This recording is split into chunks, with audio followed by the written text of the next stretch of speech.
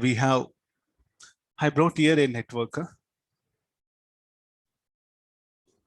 I have to calculate the current in all branch. There's the first method. This is called like a loop analysis. Yeah, what is the convention? Like I'll assume in any one arbitrary direction. I don't know whether there's a current in this branch is. These are called like a loop currents. Whether current is in clockwise, anti-clockwise, just assuming it in arbitrary direction. Then the current here enters this terminal 5 ohm, so positive, negative. Where current enters the component positive, where it leaves should be negative. The convention. Okay, fine. Okay, let's write loop equation. So what is the thing? We have to current in, we have to find out current in all branches. This is called like a loop method. The first method, or you can call it a loop method. So what is the equations will be? Plus 20 minus 5i1 minus 5i1 minus 5i3 plus 5i1, sorry, minus 5i1 plus 5i2 equals 0. What is the loop? The loop, what we taste is like this, plus 20 minus 5i1 minus 5i1. both these currents are common to this resistor, no? So the IR drop will be due to both the loop currents. So minus 5R3. Here again it's a common for both the loops. So here how much will be? Minus 5I1 plus 5I2. I'll move from low to higher potential, rise in drop, plus 5I2 equals 0. There's a one equation. So if I solve further, 20 minus 15I1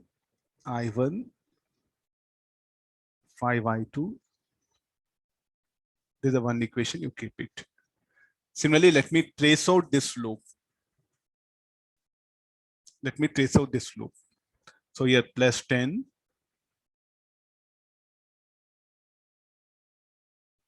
Okay, this will be plus 10. Then minus 5i2 plus 5i1 equal to 0. So what actually from here? Plus 10 minus 5i2 minus 5i2 plus 5i1 equal to 0. Solving this, 10 minus, okay, this will be 10 plus 5i1 equals 0. So I got the value of i1.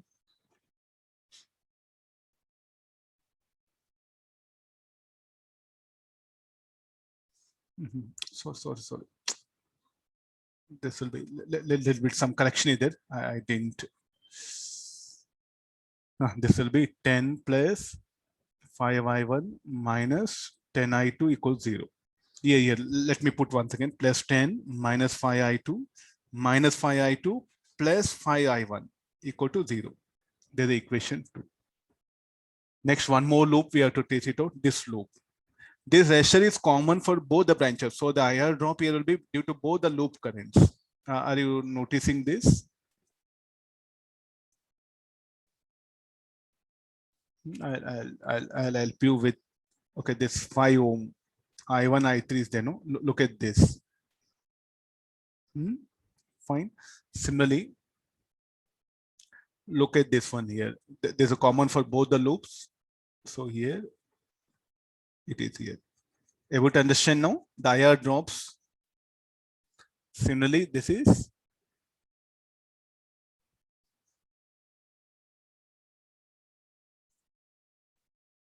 okay. Now we'll trace this loop. We'll go in the clockwise in the direction of loop current. Then this will be plus 10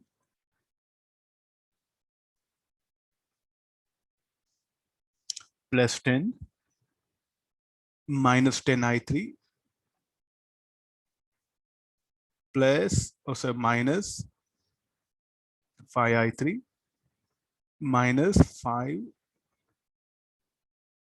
5i1 equals 0. So 10 minus 15i3 5i1 equal to 0. So again I think this should be here.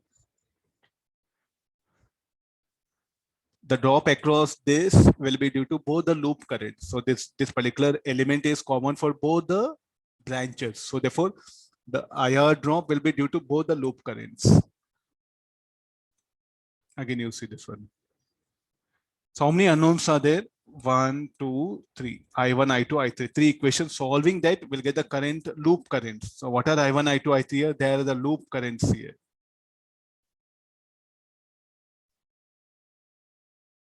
This is one method. Fine. So this is called like a loop analysis. So what we did is like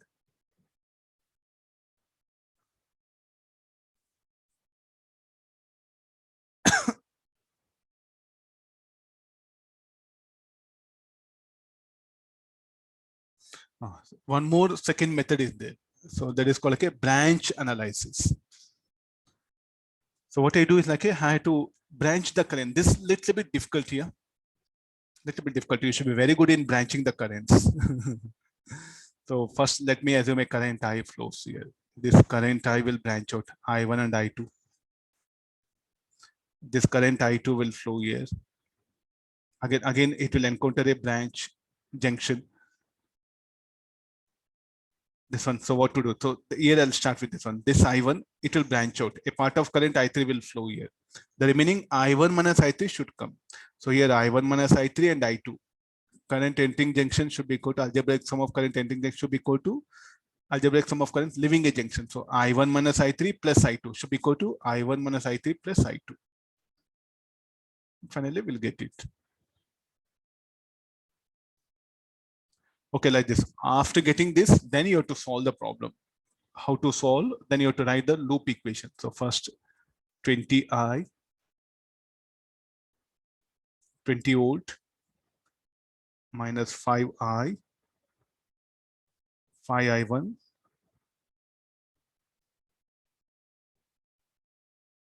So what is the loop? The loop is here. This loop. Yeah, this one. So I'll do one thing, have gone like this. And I ended up with this equation. I'm applying KVL. So next again, I'll start with this one.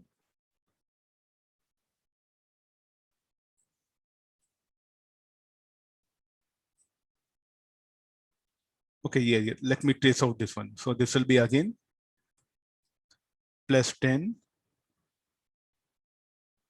minus 5 I1 minus I3 plus I2 plus 5 I3 equal to 0. This is related to the second loop. The third one plus 10 minus 10 I2 minus 5 I1 equal to 0. This is related to the third loop. Again, how many unknowns are there? So many unknowns are there. So what to do further? So at various junctions, I should search for. So at this junction. Okay, at that junction. So what is the I should be equal to I1 plus I2. Then we have to solve it. This will be more difficult one. Definitely I can. How many unknowns are there? I1, I2, I3. 4 equations, 4 unknown. Can be solved. Equation 1, 2, 3, 4. This is called like a branch current method. What is the second method? Second method is called as branch current method.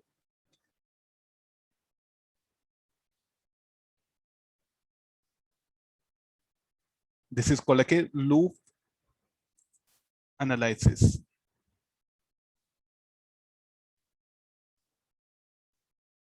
Loop current method.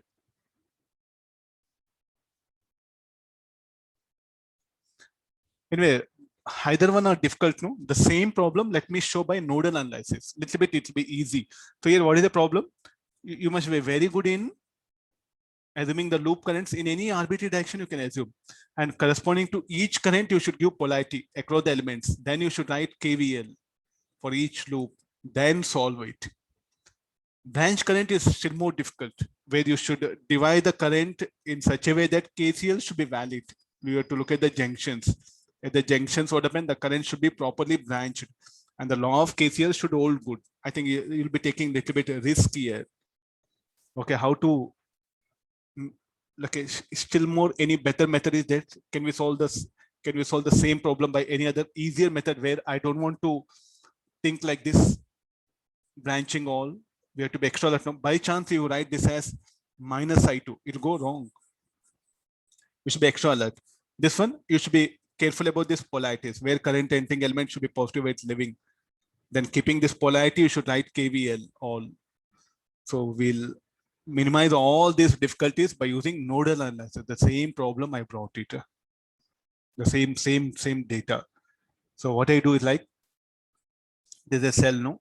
So what is the potential difference across it? Should be 20 volt. So let me assume the potentials here.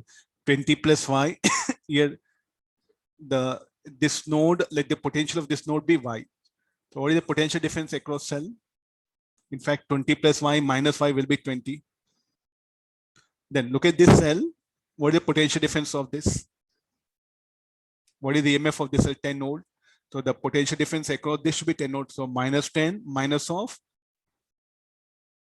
0. So it should be minus 10 volt. Or say like 0 minus of minus 10. Should be 10 volt. What is the drop across these two terminals? Should be 10 volt. Then I'll define this everything as 0 potential. I have brought a thing you need not to bring. So just you define this as 0 potential. If I write this as 0 potential, then this should be minus 10. Let this be potential X unknown. So if you can find out X and Y, we can find out the current in all the branches. Got it now? So here, what is the difficulty? You should define the potentials properly. Here I'm assuming 0 potential. If this is 0, then this should be minus 10. So this is 0, this should be 0 because there are no other resistors are there. This potential unknown, let me define the potential of this node be X. Potential of this node be Y. So these are X and Y are nodes.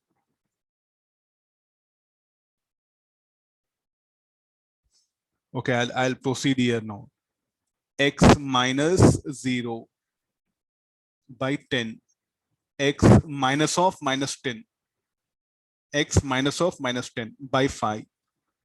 X minus 20 minus 5. Ordered by 5 ohm. If cell is there, no problem. Don't go for again writing KVL directly. X minus 5I minus 20 minus Y equals 0. I'm moving from I to lower potential, so fall in EMF. There's a one equation. Then similarly come for node Y. Y minus 0 by 5. Y minus of minus 10 by 5. Y plus 20 minus 5 by X. Or Y plus 20 minus X all divided by 5. Two equations to unknown, solve it. We'll get X. Once you know X and Y, you can calculate current here. So what is the current? I4 is equal to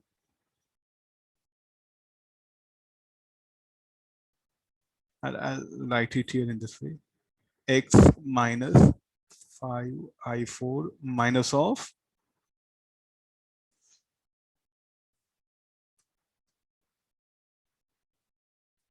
X minus of 5I4 minus of minus 10 equals 0. So what is I4 is equal to? X plus 10 by 5. We know value of X. Solving will get the current in this branch I4. Now similarly, I want I1. So what is I1? Y minus 5I1 minus of minus 10, 0.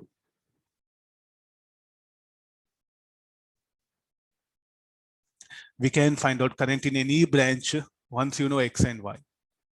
This will be easier, no? This will be easier. Okay, it's choice is yours. Sorry, maybe easy for you because you should be